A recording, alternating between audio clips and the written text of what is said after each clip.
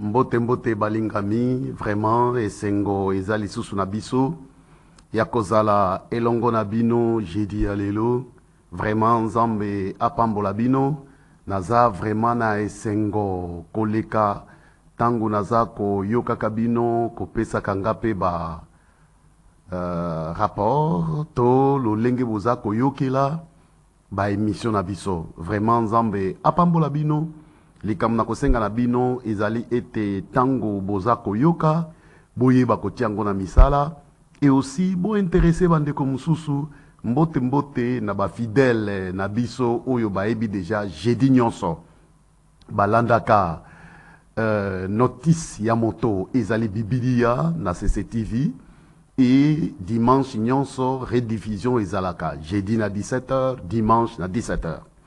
Alors, balingami tozali kokoba na ko partager maloba na nzambe na oyo etali prière. Alors, j'ai dit eutaki koleka to sukaki na komona que eza vraiment pasi na mutu ye moko akoka ko prier. Na komekempe lisusu kozongela muke bisika to bandaki poto ko continuer.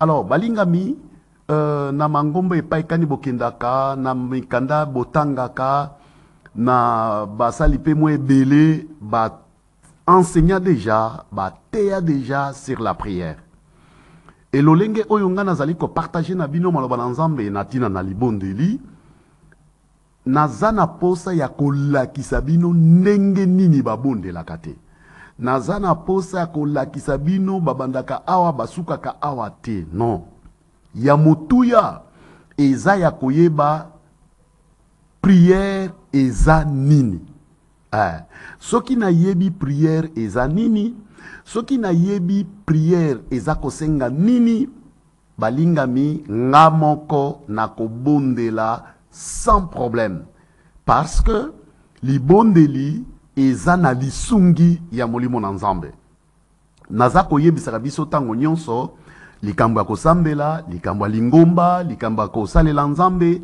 eza likambo ya bomoto te. Alors, nakanisi to tangaki Biblia la fois passée, toza isus kozongela ba verset wana, na Luc chapitre nayango 11, na verset 1 kino 2. Alors, Bible le nini na français, et il arriva comme il était en prière à un certain lieu, que lorsqu'il eut cessé, l'un de ses disciples lui dit, « Seigneur, enseigne-nous à prier, comme Jean l'a aussi enseigné à ses disciples. » Or, il leur dit, « Quand vous priez, dites, « Awa toza komona nkolo, azaliko limbolela sikoyo ba yekoli na ye lolenge kani basengeli ko bondela. Texte oyo tomekempe kotanga ngo lisusu na Matthieu chapitre 6 tokobanda na verset na yango 7 kinoko kita.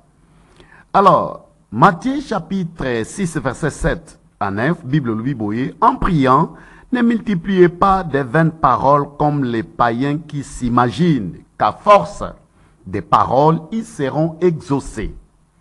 Ne les ressemblez pas, car votre Père sait de quoi vous avez besoin avant que vous le lui demandiez.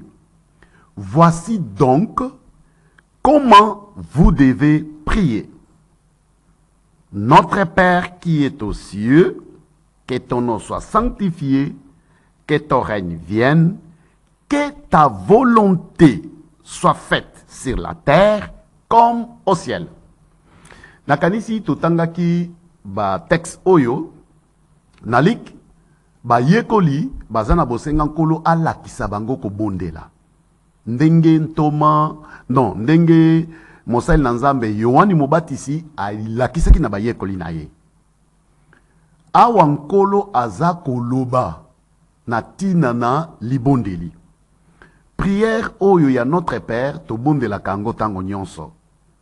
Mais prière oyo eza lokola ligne de conduite ya prière. eza lokola fondement ya prière. Eza lokola orientation ya prière. Et la fois passée, tolobela ki likambuya notre Père qui est aux cieux. Elingi kolobanini. Libondeli etali bana nanzambe. Bae oyo basi bandimi nkolo yesu lokola mokonzi pe mobikisi. Nakanisi tolobela ki yango na Jean chapitre 1 verset 12 à 13. Bible lobi, mais à tous ceux qui l'ont reçu, à ceux qui croient en son nom, elle, la parole, l'a donné le pouvoir de devenir enfants de Dieu. Lesquels sont nés non du sang, ni de la volonté de la chair, ni de la volonté de l'homme, mais de Dieu. Awa Bible ezali kolobana biso, mutu azali kokoma mwana na nzambe soki andimi pe koyamba nkolo lokola mokonzi pe mobikisi. Batu nyonso baza bikelamu na nzambe. Me mwana na nzambe aza ye oyo andimi nkolo lokola mokonzi pe mobikisi. Nakanisi natina na kondima nkolo Yesu nasi na loba yango na suka ya emission na biso na kozongela yango. Alors, elingi koloba nini? Bana na nzambe nde basengeli kobondela nzambe. Nkolo tango azali kolakisa biso libondeli, alobi libondeli eza pona bana na nzambe. Bakoloba tata na biso ozali o likolo. Donc, soki obongwami nanu te, soki ondimi nanu nkolo lokola mokonzi pe mobikisi te, mabondeli oza kosalaka, bajene oza kosalaka, eza musala ya mpunda. Okoki koloba me naza kozwa biyano. Molingami biyano oza kozwa ndenge na lobaki la fois passée, eza makambo oyo nzamba za kosalela bikelamo. Mutu oyo nano abongwami te, mutu oyo nano andimi nkolo lokola mokonzi pe mobikisi te, soki ba prière na ye aza komona biyano, nzamba za koyanola ye lokola ekelamo. Ndenge Bible ezali koloba, mo ya nzambe, mbula ya nzambe, pona batu ya mabe, pona batu ya malamu. Ezala makambo o nzamba asalaka meme pona bandoki, bamiyibi. Nzamba za kosela bango pe bolamu na ye. Ce n'est pas pour autant bazabana na ye. Po ozala mwana ya nzambe, osengeli kondima nkolo yesu lokola mokonzi, pe mobikisi. Nakanisi likambo oyo na lobaki yango na emission tikoleka. Lelo nazali ko bakisa eloko ya mibale. Tango nkolo azali ko lakisa biso ko bondela, alobi na libondeli, que ta volonté soit faite sur la terre comme au ciel. Ça veut dire, mokano ya nzambe, esengeli kosalama na se na moi, na mokili oyo, nenge ezali kosalama na likolo. Elingi koloba nini? Donc, po mokano na nzambe esalama, esengeli mokano na nzambe eyebana nanu avant. Donc, mokano na nzambe ekoki kosalama na se na moi te, soki toyebi yango te. Or, mokano na nzambe poto yeba yango esengeli nzambe asosolisa biso yango. Na likambo oyo tozape komona mutu oyo asengeli kosambela obligatoirement asengeli pe kaka kozala mutu oyo asi andimi nkolo yesu lokola mokonzi pe mobikisi. Parce que soki ondimi nanu nkolo lokola mokonzi pe mobikisi te, eza pasi oyoka nzambe. Nkolo Yesu aza koloba boy. Na Jean chapitre 10 verset 27. Alobi na yebi bampate na ngai. Bampate na nga bayoka kamongongo na nga pe balanda kangai. Elingi koloba mutu oyo aza pate ya nkolo Yesu, aza mutu oyo asimba andima nkolo Yesu lokola mokonzi pe mobikisi. Eye wana nde akoki koyoka mongongo na nkolo. Donc, ponga na yeba volonté ya nzambe, na sengeli kozala oyo asi abongwama. Balingami, na sena moi, nkolo azali koloba na prière na biso, kaka mokano na nzambe nde esengeli kosalama. Yambo na kokempe kolobela, natina na mokano na nzambe namekempeko tanga lisusu verset mosusu. Il y a 1 Jean chapitre nango 5 verset 14. Bible lobi, nous avons auprès de lui cette assurance que si nous demandons quelque chose selon sa volonté, il nous écoute. Balingami, Bible est très clair. Et lobi, tozundi misama, tozana confiance wana, tozana assurance wana, que soki tosengi likambo moko epai na nzambe, nzamba koyoka biso. Mais likambo oyo tokosenge epai na nzambe, tokoloba epai na nzambe po nzambe ayoka, esengeli elandana na mokano na ye. Elingi koloba nini? Donc, po ngai nakoka kosenga kolandala mokano na nzambe, nasengeli nano koyeba mokano na nzambe avanga na senga. Kaka ndenge nkolo alobaki, que ta volonté soit faite sur la terre comme au ciel. Ta volonté, mokano na yo, esengeli esalama na bomoi na nga. Mais po esalama na sengeli nano koyeba yango, et po na yeba yango na sengeli kozala kati na nkolo, na sengeli koyeba nkolo lokola mokonzi pe mobikisi. Alors, mokano na nzambe elingi koloba nini? Balingami, mokano na nzambe eza eloko nyonso oyo nzambe alingi po na yo po na nga. Mokano na ye eza oyo ye alingi. Mokano na ye na kobala eza oyo alingi. Mokano na ye na musala eza oyo alingi. Mokano na ye na kosala soki mumboso kamnini eza oyo alingi. Maintenant, ndenge nini na koyeba oyo nzambe alingi? Balingami, na esika wana eza toujours komona na cœur, esengeli na bongwama, esengeli na yeba nzambe kati na solo kondimankolo esolo kola mokonzi pe mobikisi. Alors, ndenge nini na koyeba koyoka nzambe? Nalobi likambo liboso na sengeli kondimankolo yesu lokola mokonzi pe mobikisi. Nde likambo liboso. Pona nini kaka mutu asia ndimi nkolo lokola mokonzi pe mobikisi nde akoki koyoka nzambe? C'est parce que bomoto na biso poto yoka likambo, to poto comprendre likambo, poto yeba likambo. Tozalaka na ba 5 sens na biso. Komona, koyoka, kogoûter, solo, kosentir. Donc, mutu po azwa connaissance songolo. Po ayeba eloko songolo, ezo leka na kati ya ba 5 sens na ye. Nde mudele to yebelaka makambo. Nde mudele to comprenaka makambo. Maintenant, po na nzambe, toko yoka nzambe ndenge nini? Toko comprendre nzambe ndenge nini ke likambo oyo nde alingi. Verset wana, totanga yango, nazali susu na bosenga tozongela kotanga yango. Na mukanda ya 1 Corinthiens chapitre nango 2 verset nango 9. Elobinin, mais comme il est écrit, ce sont des choses que l'œil n'a point vues, que l'oreille n'a point entendues et qui ne sont point montées au cœur de l'homme, des choses que Dieu a préparées pour ceux qui l'aiment. Molingami, Bibili lobi makambo oyo nzamba bongisa pona batu oyo balinga kaye. Tozana lolenge mibale ya batu. Batu oyo nzamba lingaka na batu oyo balingaka nzambe. Batu oyo nzamba lingaka eza batu oyo nanu babongoli mitema te, bapakano oyo bandimi nanu nkolo solokola mokonzi pe mobikisi te. Jean 3,16 elobi, car Dieu a tant aimé le monde, il a donné son Fils unique, afin que quiconque croit en lui ne périsse point, mais qu'il ait la vie éternelle. Donc, balingami, batu oyo nzamba lingaka, baza batu oyo nanu ba yebi yeti.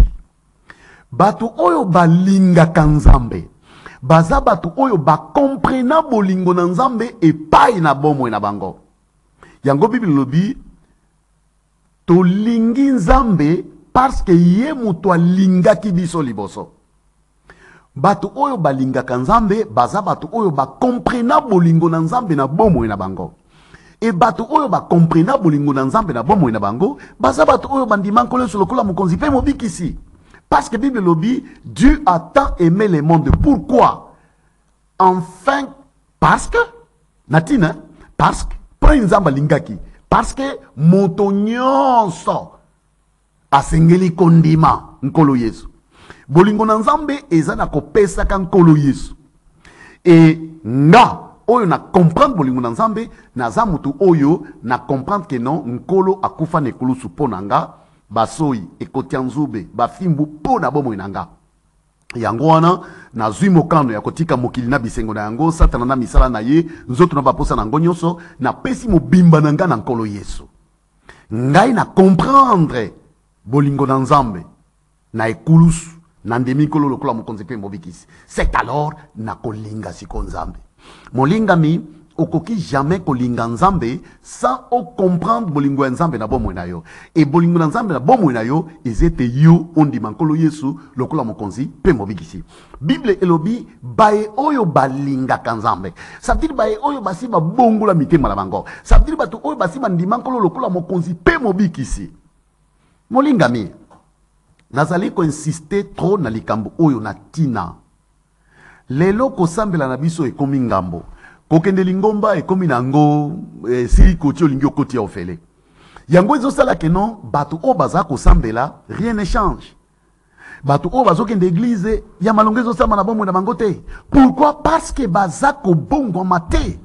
Pourquoi? Parce que baza ko ndima nkolo te. Et Biblie lobi, 2 Corinthiens 5:17, si quelqu'un est en Christ, il est une nouvelle créature. Les choses anciennes sont passées et voici toutes les choses sont devenues nouvelles. Donc, ce qui est comme kende lingomba molingami, okombi ya sika, makambu ya kale sengeli et disparaître na bomo na yo. C'est ça. Alors, balingami, ndenge nini tokoki konani ko yoka nzambe, batu oyo bayoka kanzambe, baza bae oyo babongwama bandima nkolo. Bayoka kaye ndenge dini. Biblie lobi elobeli nzambe misu nange kokiko comprendre angote. Mato nange kokiko comprendre angote. Makanisi nange kokiko comprendre angote. Ça veut dire koyoka nzambe ezali kambu ya bomoto te.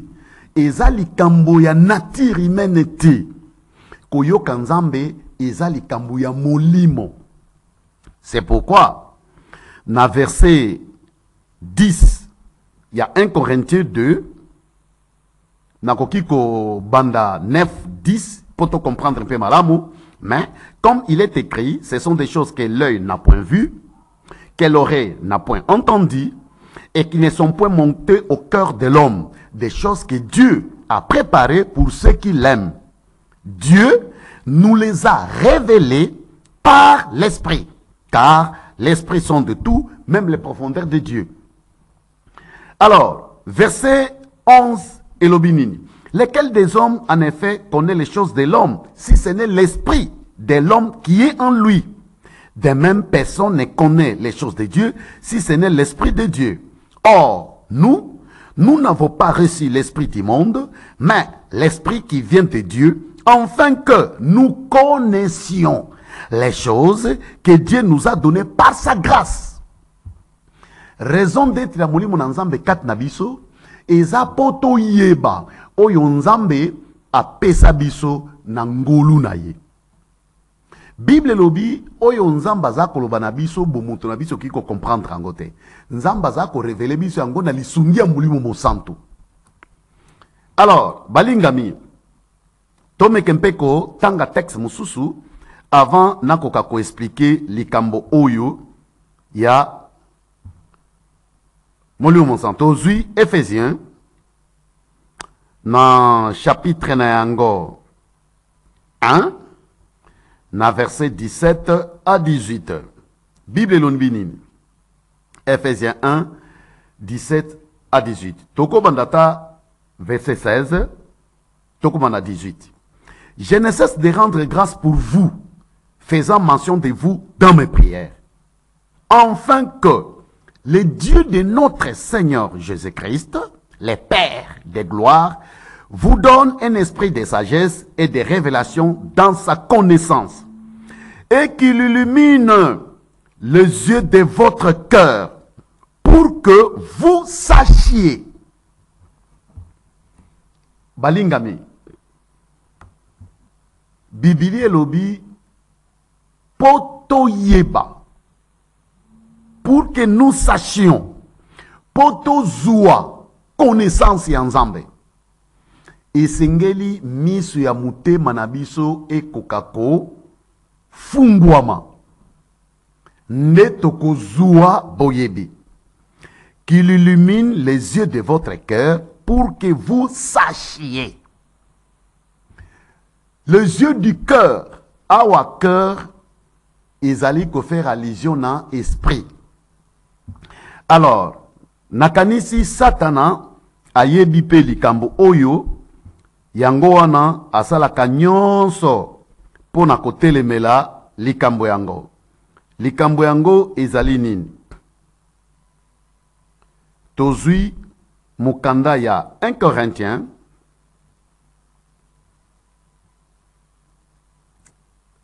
tozui mukanda 1 Corinthiens balingami kuna Biblia eza koloba na biso nini?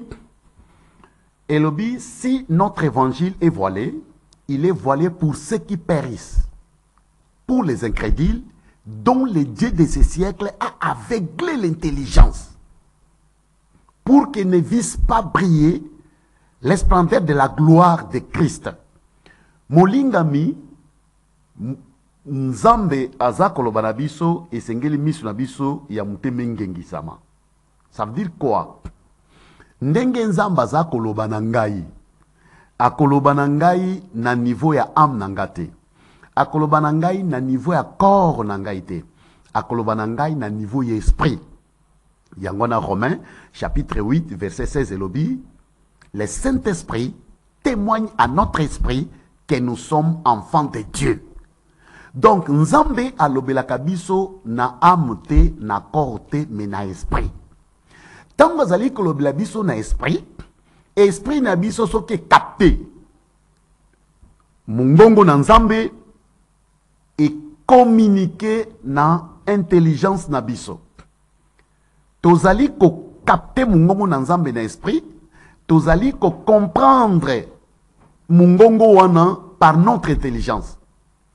Intelligence na biso nde ezali ko permettre yo nanga tokoka ko comprendre nini Nzambe aza koloba na biso. Donc balingami soki na lisungi ya molimo mosantu te eza vraiment moi passe yo nanga tokoka ko comprendre oyo Nzamba kani pe abongisi. Nakanisi balingami jeudi o ezali koya kozanga te na kobandela na esika oyo pona ko expliquer lo lenge kani tokoki ko comprendre volonté Nzambe. Parce que balingami soki toko comprendre oyo Nzamba lingite nyonso toko bondela ezanango pamba. Vraiment Nzambe apambola bino bay oyo bozana mo mesana kolanda kabiso. Rediffusion ezali dimanche ezali koya na 17h et jeudi prochain tokoye bako développer suite. Il y a message nabiso oyo vraiment Nzambe apambola bino. Merci beaucoup.